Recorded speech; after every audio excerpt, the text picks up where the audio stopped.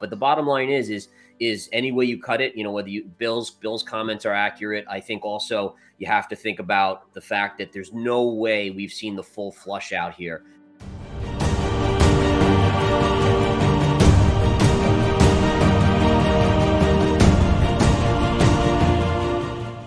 In this video, Gareth Soloway, Frankie Candles, and CVO Crypto will offer a fresh Bitcoin price forecast that might make you wealthy if you act on it when it occurs. Gareth Soloway, Chief Market Strategist and CFO of WWW in the Money Stocks. Com has been a trader for over 20 years and has become an expert in charts and fresh forecasts. It is critical to understand when to purchase and sell your cryptocurrencies, such as Bitcoin, BTC, or Ethereum, ETH. Gareth feels that Bitcoin will break higher and begin the next crypto surge. That is Gareth Soloway's most recent Bitcoin price projection for 2022. And he even claims to have purchased Bitcoin and that there is a lot of potential right now on BTC, either long or short, so pay close attention to his trading ideas. Make a comment, subscribe and like the video. See you soon. It's a little too orderly for me, so I think this is just a little bit of bullish consolidation here. I'm expecting one more near-term move up. Minimum target would be the Terra Luna low here of around 25,500. So I think we get at least one more pop into that. There's a small chance you could get kind of a chasing rally that takes us up to this 28.5 to 30,000 level. The thought process there is you're seeing a lot of money run into technology stocks right now. The NASDAQ has been ripping higher. I think the NASDAQ's up like 20-30% just off of the recent lows a couple months ago. In fact, if we take a look at the QQQ, you can see what a more vertical up move it's had versus the Bitcoin chart, which is much flatter, right? So the idea here is that money honestly is scared of Bitcoin and crypto right now because of Voyager, Celsius. People are a little gun shy, but they're pushing all of their money into stocks right now, into the equity markets. I think eventually when the equity markets start to stall out, you'll see some money rotate back into crypto. That'll give it its kind of final move up. But the bottom line is any way you cut it, whether Bill's comments are accurate. I think also you have to think about the fact that there's no way we've seen the full flush out here. In addition, you still got the measured move. You still have a calculated move from this distance here. And then if you take that same distance there, you got basically down to about 12,000 there. So I think you get at least one more big flush down, probably starts in September, October, kind of in that vicinity. Most likely when the equity markets start to flush as well, you'll get this risk off environment again to hit. It probably coincides. My guess is I don't think it's as much election based for me of Democrats or Republicans. It's more the market realization that we're going into a recession and inflation will still be too high for the Fed to print us out of it. And I think that is going to be a monumental freak out for investors because for the last 20 plus years, .com collapse, Fed came in, lowered interest rate. It's a great recession, Fed came in and printed trillions of dollars, COVID trillions of dollars. Well, guess what? The next recession, the Fed can't bail us out. And I think that realization is going to cause the next big market flush, and it's going to spread to crypto. So again, short-term, very short-term bullish, but mid-term into year-end, another big flush in the markets, in the crypto market. So just because we're entering a recession, they're going to say, oh, unemployment's at 6% instead of 3%. No big deal. We can tolerate that, but because inflation is still too high. When the recession gets so bad that unemployment hits 10% or even 8 or 12, the Fed is then going to say, okay, inflation's at 4%, still elevated over 2%, but we've got to print our way out because it's getting too painful for Main Street, for average Joes, right? So I think initially the markets will panic. It'll get so bad the Fed eventually has to come to the rescue. And I want to be clear. I am not calling the bottom, but I did just upload a video on my channel where I take a deep dive into the previous cycles. And I always preface this with, you can only take history into account so much, right? Just because it happened in the past doesn't mean it's 100% going to repeat, even though, Bitcoin has repeated itself in these cycles very, very closely. You want to take everything with a grain of salt. Obviously, something different can happen, especially in this macroeconomic environment. But just to kind of show you I'll give you the argument on, basically in my video, I make a case for our local bottom that we found, here on June 13th, 2022. I make the, we look at that and say, if that was the bottom, what is the evidence that points towards that? And there is a good bit of evidence. And right here, basically what I did on this chart was I basically marked out the halvings, from halving to halving, these gold lines, and then I have the bottoms of each bear market marked out with these white lines, and I just measured the days, right? And some of those similarities are from the halving to the bottom took about 777 days in this cycle here, and in our current cycle we are up to about 763 days from halving to bottom, if this is the bottom, and that 17.5, 17.6 number, depending on what exchange you're looking at. If that is the bottom, these numbers add up very, very, very closely, right? And not only that, but also this argument is taking into account, hypothetically assuming that the first top that we made here was the actual peak of the bull cycle. And there are a lot of things that point towards this. I have another video explaining that. I don't want to waste too much time talking about it. But there are a lot of people who think this was the actual peak of the cycle. And I think it's possible.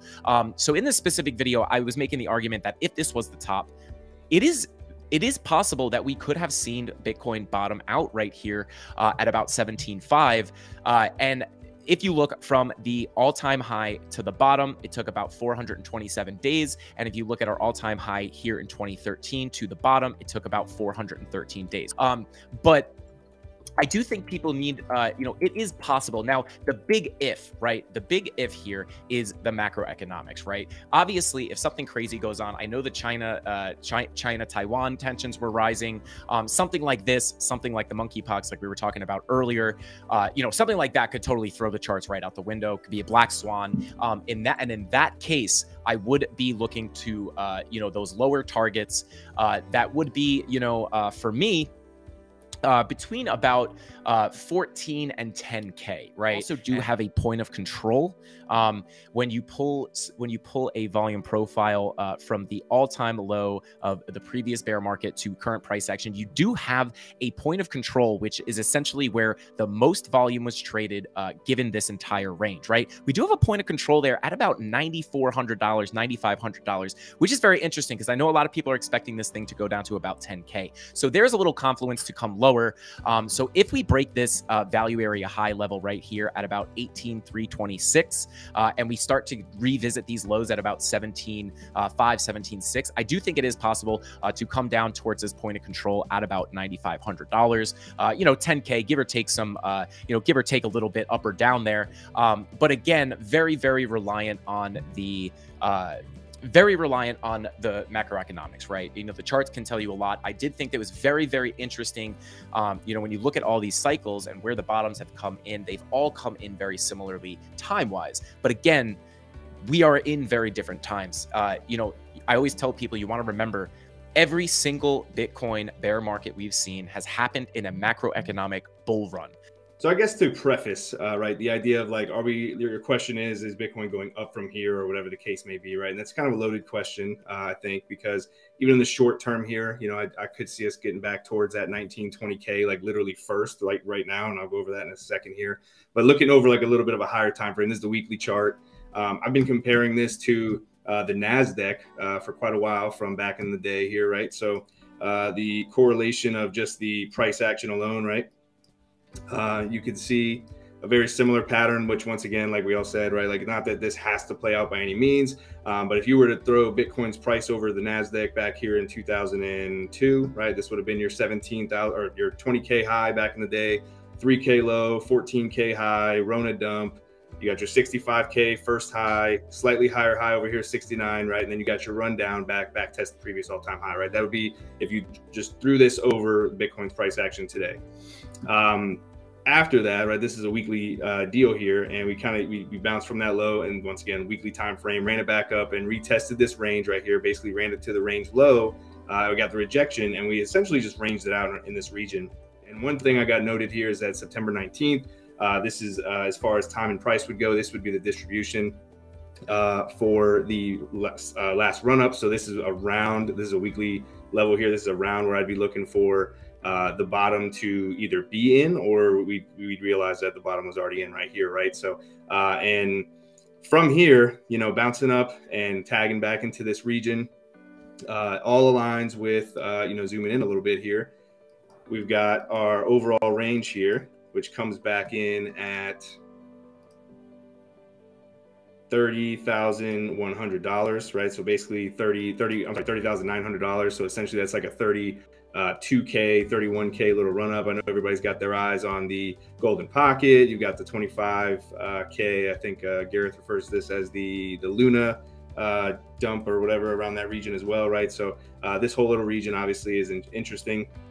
And from that, you know, running up to this region, it'd be interesting to see, you know, and then catching a rejection and pulling back down in the September time, in that October time. You know, it possibly aligns with all these things coming to fruition, I guess, now with, I always forget that the Fed has a meeting in September. So that's interesting that lines up with that.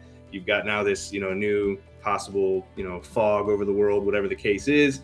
When in reality, you know, if we just get a similar thing, like we just saw on the NASDAQ, where we actually just run it up to these regions. I know that a lot of people are getting, you know, would be really excited around here. I think that 28K is everybody's mental target. And if we pushed higher than that, I don't know, many are looking at 30, 31 for this same reason, I suppose. So if you come up to this region and catching a rejection and then coming back down and just literally not even taking the lows, but just coming down and ranging around in this region, you know, for let's just say the next several months or whatever the case is, maybe even 2023, that is something that I'm kind of looking for, where, you know, not to say that we're just going straight up, but, you know, we wouldn't go any lower, I guess. Ethereum, you know, is an interesting one too. And I think right now in the short term, Ethereum's kind of telling the story, right? So this range I've been looking at for Ethereum is from last year. So this is from Q1 of last year that we were looking at as it entered back here on June 11th. We were looking for point of control, range low. Obviously, we met both of those. And from there, we've been struggling at this value area high right here. And in the short term, I would imagine that we're going to come down to this region, this untapped monthly key level. And then we also have a golden pocket, a bunch of things aligning in this region, which is back down to like $1,200. So kind of getting back to in the short term here, a pullback before we continue higher. And then we'll have to see how things kind of, present themselves in September. But September to me is interesting, you know, and I know everybody's kind of got their own September idea at this point as well. So I guess that's kind of the idea there, right? So very similar to that NASDAQ outline is what I'm kind of anticipating, but obviously we'll see how things unfold.